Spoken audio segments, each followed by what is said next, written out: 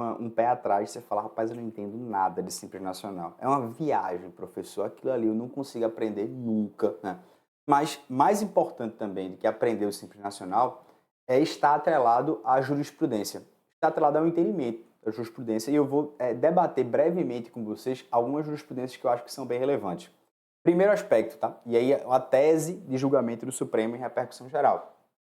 Ele disse o seguinte: é constitucional você ter a imposição tributária do chamado DIFAL, que é o chamado diferencial de alíquota, do ICMS pelo estado de destino na entrada da mercadoria em seu território, devido por uma sociedade empresária que adere ao Simples Nacional, independentemente, e eu acho que essa expressão aqui ela adora cair em provas, da posição desta na cadeia produtiva ou se você pode compensar créditos. O que é que eu quero chamar a sua atenção? Primeiro, essa ideia do independentemente. Veja, professor, por que isso aqui é relevante? Claro, é um tema que diferencial de alíquota presumiria que eu soubesse de ICMS. Primeiro aspecto, se você quer acertar, saiba, é possível você cobrar o diferencial de alíquota do que tange ao ICMS pelo estado de destino que vai receber consequentemente ali a mercadoria, assim que ela entra, se essa sociedade ela adere ao Simples Nacional. Mesmo que eu não queira saber qual a cadeia produtiva, mesmo que eu queira saber se há crédito ou não. Professor, o que é o Simples Nacional? Novamente, Simples Nacional, regime unificado de arrecadação, de cobrança e de fiscalização.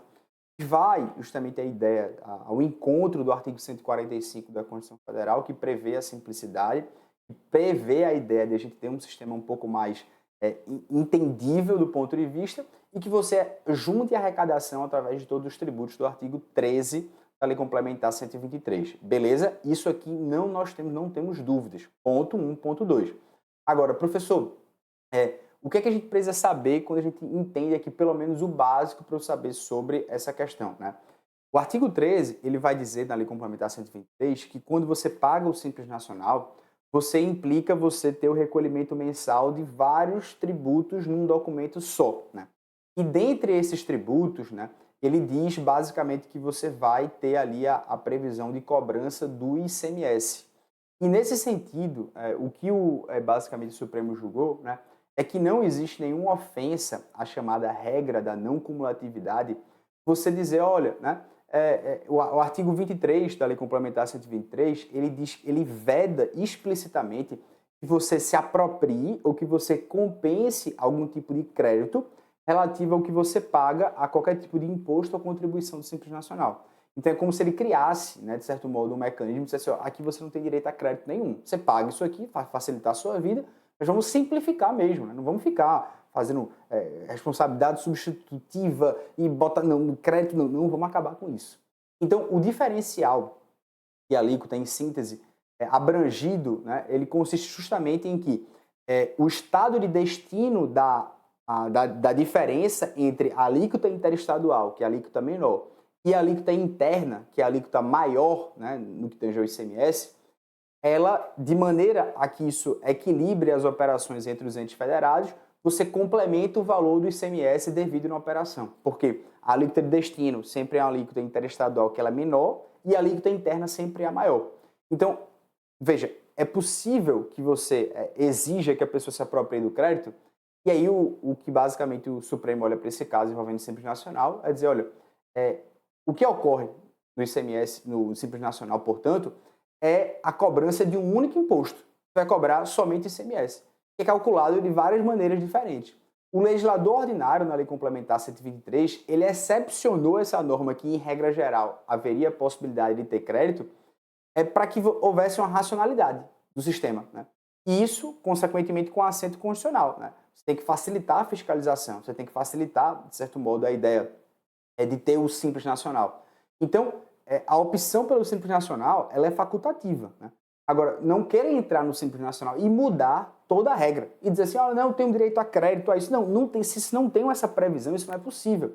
Então, não há como prosperar a tese que chegou ao Supremo, que era você querer ter uma adesão parcial ao regime simplificado, dizendo basicamente que eu queria também me aproveitar de créditos que não estão previstos, porque simplesmente eu quero criar um regime novo. Então, o que é que o Supremo vai dizer aqui em síntese? Olha, é constitucional você impor o que existe, o diferencial de alíquota, pelo Estado de destino, quando entra uma mercadoria no seu território por uma sociedade que está no Simples Nacional.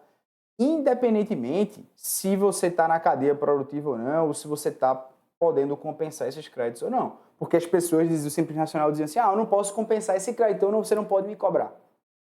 Professor, eu não entendi nada. Eu vou ter que jurar você, eu sei que você não vai entender. Por quê? Vai precisar de aula de ICMS para entender um pouco o que é diferencial da alíquota, te mostrar exatamente para você compreender a lógica e falar, pô, beleza. Em síntese, o que é que eu poderia resumir para você? Criar um regime que não está previsto em lei. É te pedir benefícios que não estão previstos na Lei Complementar 123. Ponto. Beleza? Show de bola. Vamos avançando.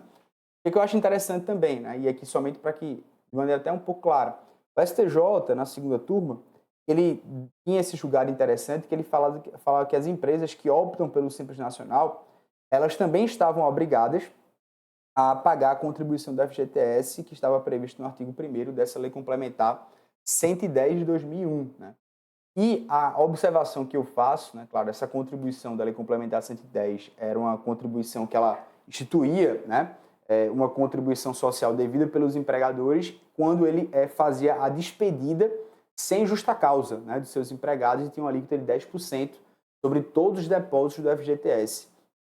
E essa exação ela tinha uma natureza jurídica de contribuição social, né, as chamadas contribuições sociais gerais.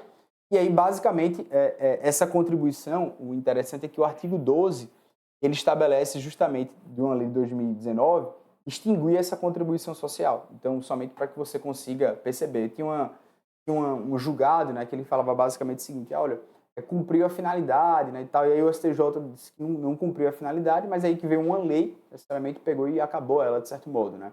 Então, somente para destacar aqui para vocês a evolução mais histórica. Outro julgado que eu acho que é bem relevante, é um julgado até um pouco mais antigo, mas para que você consiga ter uma lógica, é dizer o seguinte, olha, se a gente não tem um alvará de localização em funcionamento, isso não impede que a empresa de pequeno porte ou microempresa, elas ingressem no Simples Nacional. Professor, não estou entendendo, né? E eu vou te mostrar esse julgado no Supremo que é interessante. Ele falou, se você quiser entrar no Simples Nacional, que é um regime facultativo, você tem que estar todo certinho. Você não tem que estar devendo tributos. Você tem que estar, de certo modo, cumprindo a lei, como ela, enfim, né, presume que a ideia é que você pague suas obrigações tributárias. Só que muitas pessoas dizem, se você está fazendo com que eu pague um tributo, sem que aquilo seja, de certo modo, muito delicado, vamos falar essa palavra que não tem nada a ver, isso seria uma sanção política. Você não pode cobrar de forma enviesada. Então, se você me impede de participar do Simples Nacional porque eu devo tributo, isso é ilegal. E a gente vai ver mais à frente, e vou mostrar para você que o Supremo ele julga constitucional esse dispositivo, dizendo, olha, é importante, né, que você esteja em dia com suas obrigações tributárias para você entrar no Simples Nacional. Isso não tem nenhuma ilegalidade nisso. Só que é interessante porque eles começaram a pegar esse entendimento e querer aplicar para outras coisas. Veja, o inciso 16 do artigo 17, ele diz que não pode aderir ao regime as empresas que não estiverem inscritas no Cadastro Fiscal Federal e se tiverem algum tipo de irregularidade em algum desses cadastros. Aí o que o STJ diz? Olha, cuidado, esse cadastro a que se refere são apenas os cadastros fiscais. Ou seja, se essa pessoa tem dívidas, digamos assim, se ela não está cumprindo a obrigação tributária principal acessória. Agora, aqui no caso, o cara não tinha um alvará. Ele não tinha um alvará de funcionamento. A grande pergunta é o seguinte, não ter alvará de funcionamento para funcionar, de certo modo, significa alguma irregularidade? E aí, basicamente, o pessoal diz, não, alvará de funcionamento, sei lá, é um ato administrativo que tem a ver, enfim, né, com o bombeiro que disse que o local não pode, naquele local não pode. Mas se a empresa está quite com suas obrigações tributárias, eu não posso impedir. Então, o STJ vai lá e interpreta isso aí. Então, eu acho bem interessante, porque ele vai dizer, olha, a ausência de alvará de localização em funcionamento não impede que essa empresa participe, tá? Acho bem interessante esse julgado. Outro caso é justamente esse aspecto, né, relacionado. Veja que eu trouxe esse julgado da segunda turma sobre esse assunto. Agora eu trago um julgado da primeira turma sobre esse mesmo assunto. E aí você vai entender por quê. É interessante isso, porque o STF já decidiu que é constitucional o artigo 17, inciso 5º, que nega o ingresso da empresa no Simples Nacional caso ela possua débito com o INSS ou com à fazenda pública, tá? Então, muito cuidado, esse julgado é bem interessante porque ele fala justamente essa ideia. Se no Simples Nacional, que envolve tributos estaduais, federais e municipais, você constatar que alguém tem débitos, você, consequentemente, pode indeferir que essa empresa ingresse no Simples Nacional ou que ela seja excluída, né? E aí, basicamente, é esse entendimento do Supremo aqui. O artigo 17, inciso 5º, ele afirma que a microempresa ou empresa de pequeno porte que tenha débito com o INSS ou com a Fazenda Pública, né? Esse débito, obviamente, não esteja com exigibilidade suspensa. Por quê? Porque se ele tiver com exigibilidade suspensa, está lá no artigo 151 do CTN, você não pode sofrer nenhum ato constritivo, ele não vai poder participar do Simples Nacional ou ele será excluído. E o Supremo decidiu que essa vedação é constitucional. Segundo o Supremo, essa vedação ela atende o princípio da isonomia. Então, por isso, eu trago esse julgado aqui como bem importante para a realidade e também para que você consiga compreender a ideia do Simples Nacional.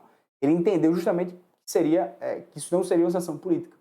Isso atenderia o princípio da isonomia, porque eu tenho que tratar as pessoas de maneira diferente. Se alguém está devendo tributos, não é justo, né, que ela, consequentemente, adira a um regime que é facultativo. Ele visa facilitar a vida da pessoa. Então, esse aspecto aqui é bem relevante trazer aqui para vocês, quando o Supremo ele olha para esse fundamento constitucional e fala, rapaz, esse tratamento do artigo 146, tudo bem que eu estou observando o artigo 170, artigo 179 da Constituição Federal. Eu não faz sentido para mim, né, eu dizer que esse dispositivo é inconstitucional. Ele diz que alguém está devendo tributo. Lembre que se alguém deve tributo, alguém está pagando esse tributo para que haja a manutenção, né, do tamanho, do quantitativo da alíquota. E também, consequentemente, você tem uma violação, a quebra da concorrência. Né? Se um devedor ele paga tributos, outro não, e eles concorrem entre eles vendendo o mesmo produto. É óbvio que alguém que não paga tributos vai ter uma mercadoria muito mais baixa do preço de venda, porque ele sabe que ele não vai adimplir o pagamento de tributos. Beleza? Show de bola. Massa, velho. Show, tá bem demais. E aí, somente para trazer alguns entendimentos relevantes, o entendimento também do STJ é que as gorjetas, e eu só tenho um cuidado, elas não se incluem na base de cálculo do regime fiscal do Simples Nacional, né? E aí, somente para que você consiga ter essa compreensão, a controvérsia, né, se as gorjetas ou taxas de serviço que são cobradas pelos restaurantes, eles integram ou não a remuneração pelos empregados. Isso deve ou não compor a receita bruta da empresa para fins de base de cálculo da tributação do Simples Nacional. E esse entendimento do STJ aqui, ele entende consequentemente que ela não está na base de cálculo, beleza? Outro aspecto relevante para os senhores é novamente essa questão da cobrança do ICMS diferencial de alíquota por empresas que participam do Simples Nacional. Ele deve ter fundamento em lei estadual em sentido estrito. O STF, quando ele fixa essa tese do tema 517, ele fala justamente isso. É constitucional você ter o diferencial da alíquota do ICMS pelo estado de destino, independentemente da posição. Só que, e aí fazendo esse complemento, vale ressaltar que esse tema 517, ele não dispensa que você tenha uma lei estadual dizendo como é que você vai cobrar esse ICMS diferencial de alíquota. Então, basicamente, ao final da tese fixado, houve, de certo modo, o acréscimo desse trecho, desde que previsto em lei estadual em sentido estrito. Lembre que está falando de ICMS. ICMS tem que ter um fundamento também previsto em lei estadual. E aí eu trago somente esse destaque aqui para os senhores. Beleza? Pessoal, como esses temas são cobrados em provas? De várias e várias maneiras, velho. Eu trago aqui, né, somente uma questão que foi cobrada na prova da FGV 2024 para juiz substituto, né? Então ele vai lá e fala, olha, a sociedade Doces, localizada no estado Alfa, é conhecida por seus doces derivados de queijo. Sabendo que o estado Beta possui indústria de queijo, também famosa pela qualidade, ela resolve comprar sua matéria-prima dos fornecedores do estado Beta. Show de bola. Considerando que Doces é optante no Simples, a respeito do recolhimento do ICMS, é correto afirmar. Então, perceba que aqui, né, e é o que eu queria trazer para vocês, o nosso gabarito é letra D, quando ele diz a sociedade de doces terá que recolher o diferencial de alíquota de ICMS ao estado alfa, desde que haja lei estadual específica determinando, mesmo sendo optante do Simples Nacional.